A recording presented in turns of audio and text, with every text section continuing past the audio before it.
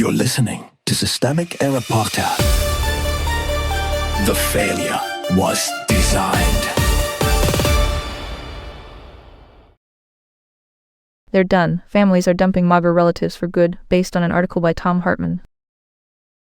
The family rift is not the story. The vote is. This was a decision, not a mystery. The source article starts with holiday estrangement and ends where it should, at power. The real rupture is not that relatives have become too political. The rupture is that people voted for a machine built to target the people around them, and now want the social consequences to disappear on command. The Fox host framing of progressive cruelty is itself a dodge. It pretends the injury began when queer kids, immigrant families, and people with working memories stopped playing nice. It did not. The injury began when voters chose a candidate and a coalition that had already announced in public exactly what they intended to do. Trump did not hide the project. This is not a case of voters being misled by a vague promise about groceries. The source lays out the record plainly.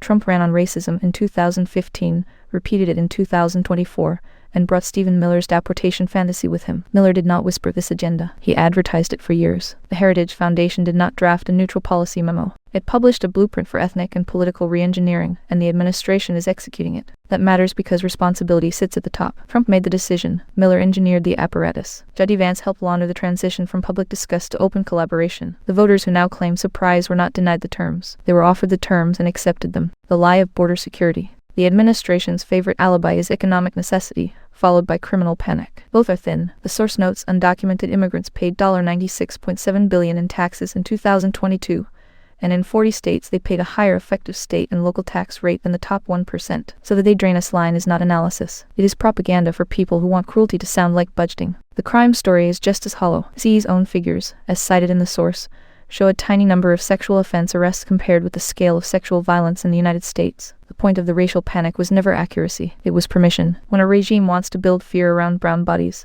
statistics are only there to slow the audience down long enough to miss the knife. ISAIA is the point. The article comes close to saying the quiet part out loud. ISAIA is not a broken agency that needs better training. It is the instrument. More than 675,000 deportations, a swollen detention system, rising deaths in custody, suicides, medical neglect, and very large staging facilities are not accidental side effects. They are the operating logic of a deportation state. That is why oversight is a fake answer. Oversight does not civilize a structure built to disappear people, then rationalize the deaths with a percentage point. If an agency doubles the detained population without the staff to keep people alive, that is not dysfunction in a liberal sense. It is institutionalized indifference with a badge. ISAIA should be abolished. The real misdirection. The most useful lie in this story is the idea that the offended families are being petty. They are not. They are responding to a material fact.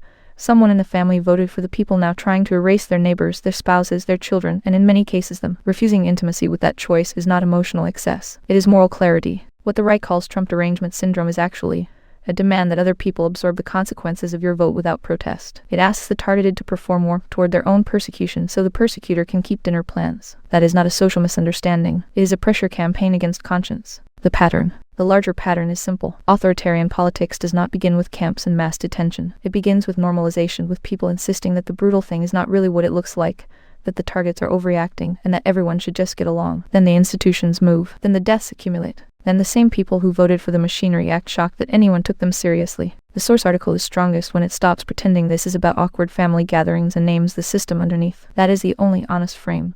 Power chose racial punishment. Institutions carried it out. And ordinary people are now deciding whether to keep pretending that consequence is rudeness. You've been listening to Systemic Error. Thanks to Alternet for today's article. With the automated voice of Libritz R. Thanks for listening.